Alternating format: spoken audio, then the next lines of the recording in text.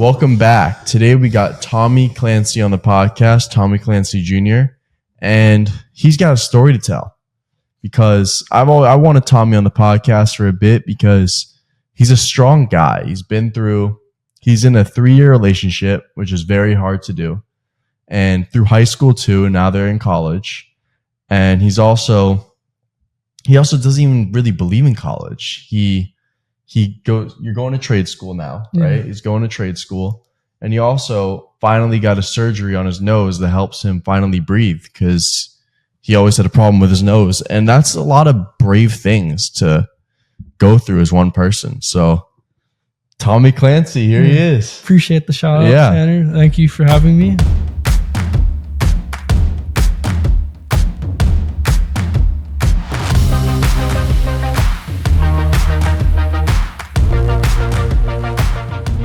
Life goes on. 3 years, high school. And during that time, I realized, school wasn't my thing. When I started to get more serious into the relationship, I'm like, I don't want to be doing this. I had to tell my girlfriend that. I'm like, I'm going to support you and have you enjoy school, but school was never my thing.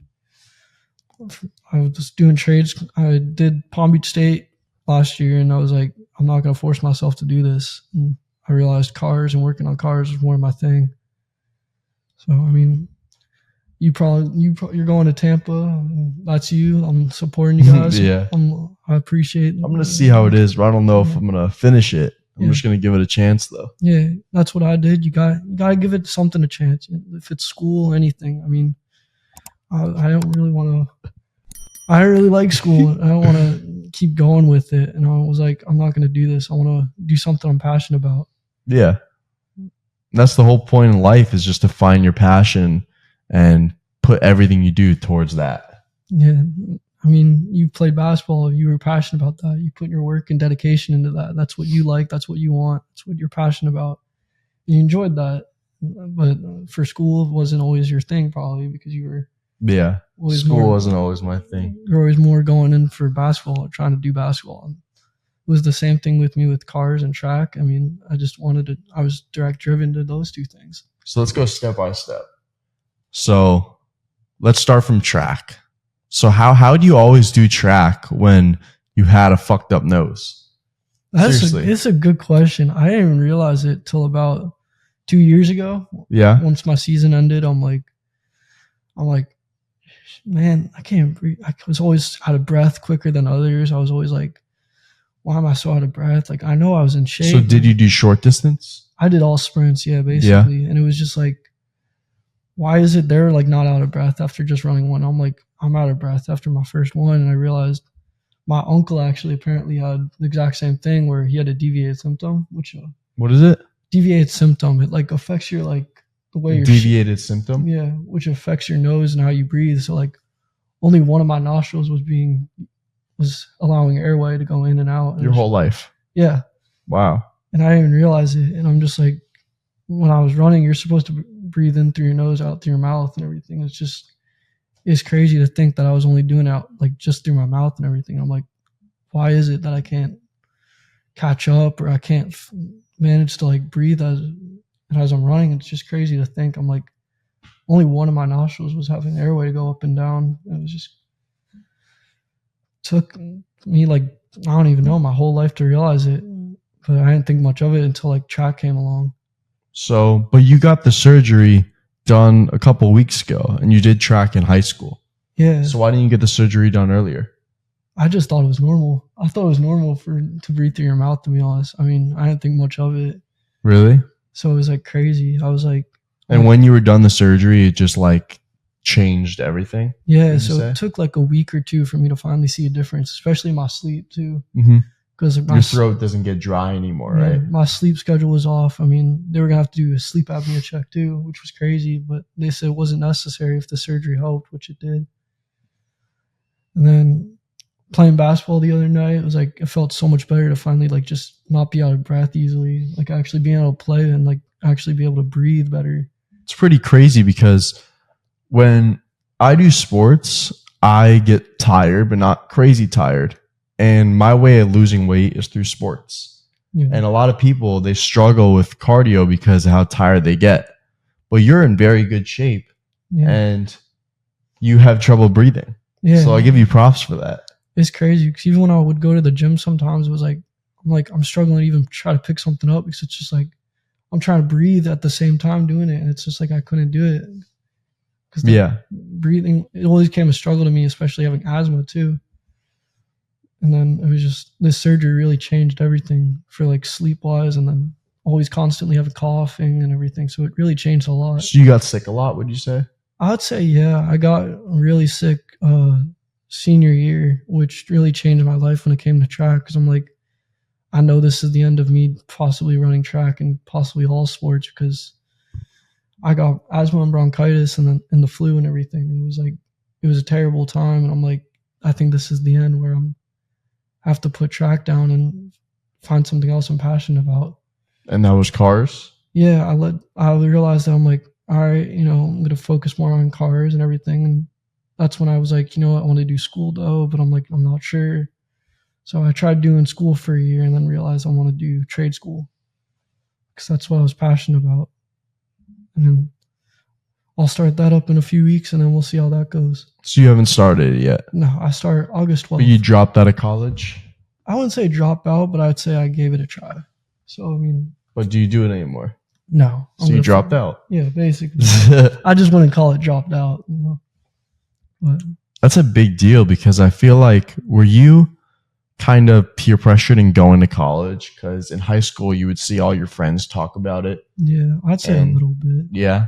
So you thought it was either the only way or you're a failure, basically. Basically, yeah, because that was always what everybody talked about. Like, oh, I'm going to these big schools, FSU, UF, UCF. And you're like, yeah, but I'm going to community. And community school always was looked at bad. But it's like, it was always given, as my parents told me, it was like, you gave it a try. You saw it. You saw what it's like. You can't.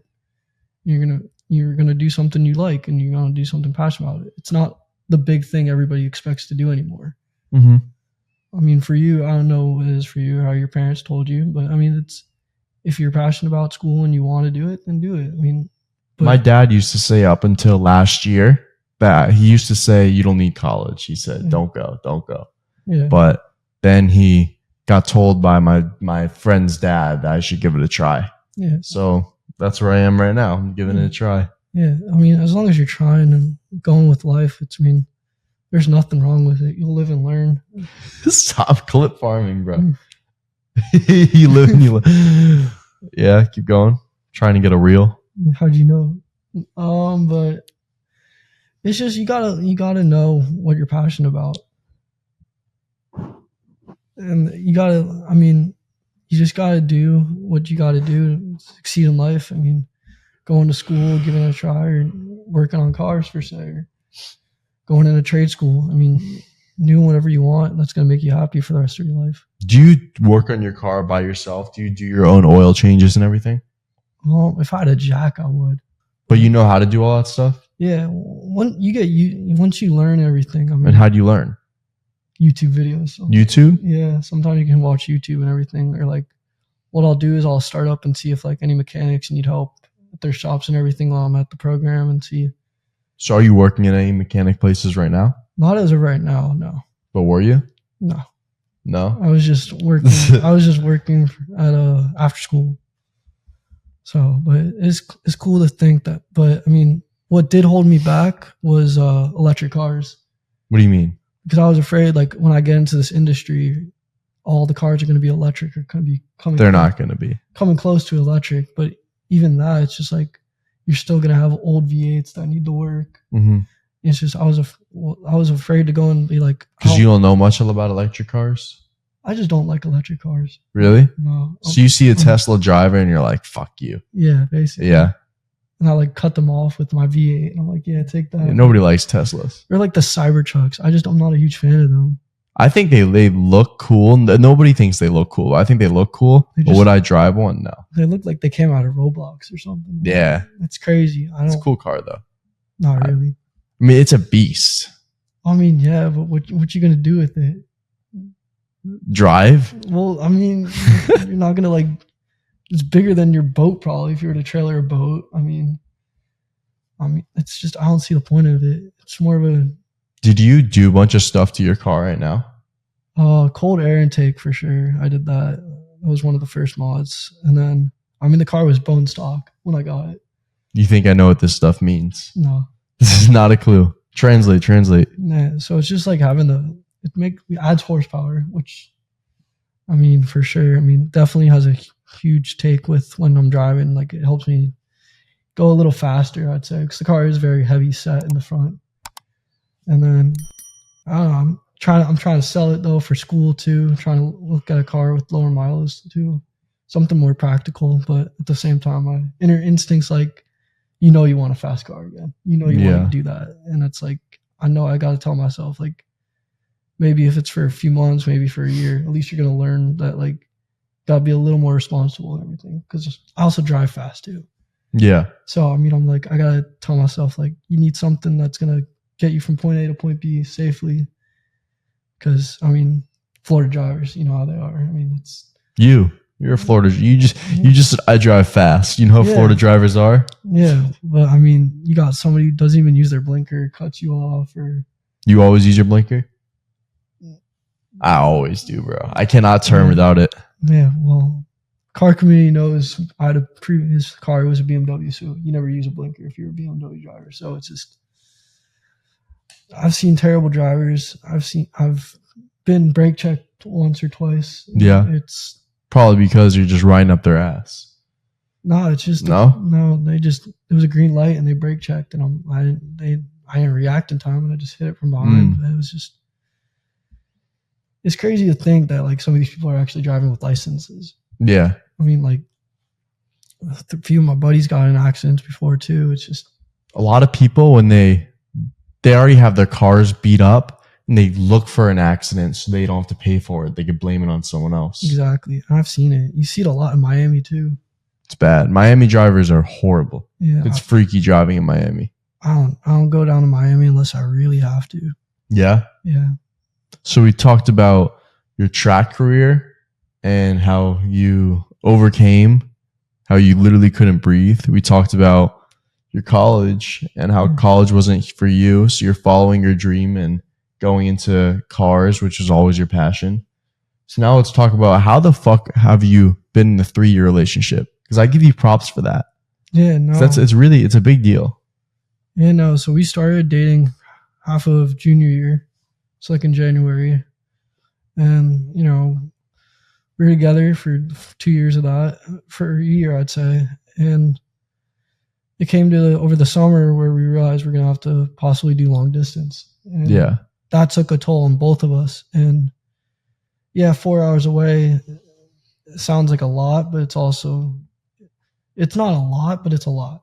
Yeah. Because it's in state, but like you got to think. It's like from Tampa to here. Florida's it's a big state, but it's still 4 hours. I mean, I'll drive up occasionally, but I mean, you got to think like there's going to be the ups and downs in it. I mean, there's times where you're going to be upset, you're going to be mad, you're going to be happy. I mean, but you got to think like, are you making yourself happy? Because you can't be thinking if you're making themselves unhappy. Sometimes you got to think, am I happy?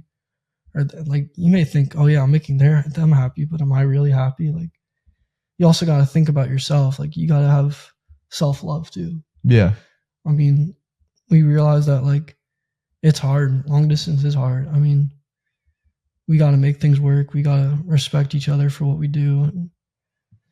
I mean, you got to know how your partner feels about things too. It takes a major respect boundary for. What's your biggest no in a girl? Like you see something and you're like, yeah, I'm out. Oh, I mean, I'd say, I don't know. I'd say like it's probably like the going out sometimes, like a lot, or like the nightlife sometimes. It depends. I mean, if it's like a huge nightlife every night, like going out, I mean, that's not me. I'll be out. I mean, yeah. But I mean, some girls sometimes like to ask for attention, which I'm like, if you're asking for it, it shouldn't, like, if they really like you, they should come to you. Like they'll come to you, they'll be like, hey, what's up? Like, Do you believe in a 50-50 relationship, or you think it should always be like 70-30, something like that? It depends. I mean, I had to learn to do the 50-50 sometimes Yeah. because it's just like we're at a distance. But if when she's down here and it's like 70-30 or something, like if one's upset, one's angry about something, you gotta go over there, comfort. I mean, it depends on the situation. You just gotta, you can't always be putting them first. You gotta know that you gotta put yourself before them, before things get like out of hands or like you get angry with yourself because you're not. Yeah, I was talking to my mom about stuff like that. Is sometimes you have to be selfish in life. Yeah. You have to put yourself first, just for, I don't know, just to make, because to make yourself feel better sometimes. Sometimes, yeah. I mean, yeah, it doesn't always work, but I mean, you gotta be self-aware of your surroundings sometimes, and like know that, okay, I'm not happy. I gotta tell her, I'm like, I just want to know I'm feeling off today. It's nothing against you. Today's been a rough day. If you can help me, that'd be great. And if she or he does help you, that's great. Yeah. They're putting that 70-30 for you.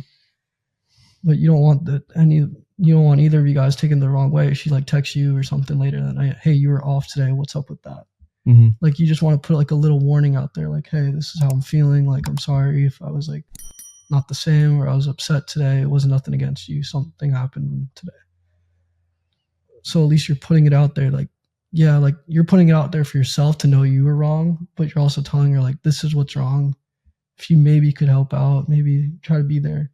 So it kind of like helps you even diagnose the problem so you feel better. Going back to the topic with the cars and how you're going from something you're kind of comfortable in college to something that you know nothing about. Well, you know stuff about cars, but you don't know really what to expect in trade school, right? Exactly, yeah. So have you been through something like that, like moving or anything like that? Yeah, so about like 2009, 2010, I moved from New York, Connecticut area to Florida. I moved down here. And then because, I don't know, September 11th, my dad lost his job back in 2009. So he lost his job. So we had to move down here. So like starting a new school, moving to a new state and city, it's kind of crazy. And like meeting a whole bunch of new people and leaving family up there. It's like, it's a whole new life and new perspective and new lifestyle that you got to get used to and adjust. But yes, being at a young age, but you're like, you grow up thinking like, this is where I'm going to live. This is where I'm going to stay. And you're like, your whole life changes. Yeah. So, I mean. So what was the hardest change for you moving from New York, right? Yeah. New York to Florida. Yeah, it was hard. I mean, because you didn't know what was going on at the time. I didn't know at the time what was going on. I'm like, all right, I'm moving, but like, I'm leaving two of my best friends up there. It's like, how do I tell them? Like, they're probably thinking it's just temporary, or like, you just don't know what to expect. And then you realize when you're older, I'm like, things happen for a reason. I mean, you can't expect it to go perfect, but you got to know, like, you got to adjust. You know, it's life. It's going to happen. You got to know, like, I'm going into this. If it goes this way, go that way. But I mean, part of life is changing. It's change. It's going to change. Do you look back and miss New York at all and miss your old friends, or now you've made Florida your home?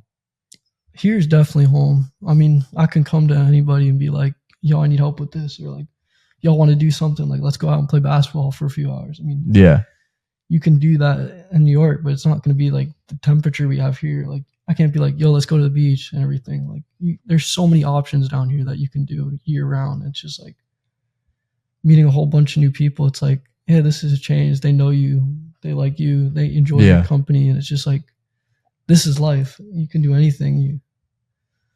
And then, I mean, that's why I like staying home for school too. I'd like staying home because it was just like, I knew everything down here, and starting off new is kind of hard to adjust. So on that topic, you don't think that it's good to get out of your comfort zone and get away from home just to build yourself, like build character and build maturity? I mean, it's a good experience, but like, you got to remember, you left like your mark down somewhere where you started. And like, you're going to Tampa, you're going to meet new people, but like you can't forget about the real ones who were there for you at the beginning, like your friends at home, like knowing they were always there for you. You got to have respect for them and be like, how are you guys? Catch up with them, hang out with them. Yeah, of course, but I'm saying that I can't just like I feel like it's good to get away from your parents and get away from where you're comfortable around to get put in a place where you don't know anybody and you have no choice but to open up, but to get out and do stuff. You know what I mean? Yeah, no, I don't blame you for that. I mean, I would want to do it. Don't get me wrong, but like then again, like I didn't focus on school to do that. Yeah. To go away and have that experience, which I've always wanted. So it was like, I can still do that if I really wanted to, but it's just like, this is home now. I mean, if anything changes, it changes. I mean, it's going to happen. I mean, you just got to learn and keep going, enjoy life and expect new things. All right. Well, it's really good advice. I learned during this podcast that you can't let anything set you back from where you want to be. Like you killed it in track and you literally couldn't even breathe. Yeah, and that's just a big lesson to me that I shouldn't have any excuses with anything I do. Yeah. So thanks for coming on the podcast, Tommy. Of course. Thank you for having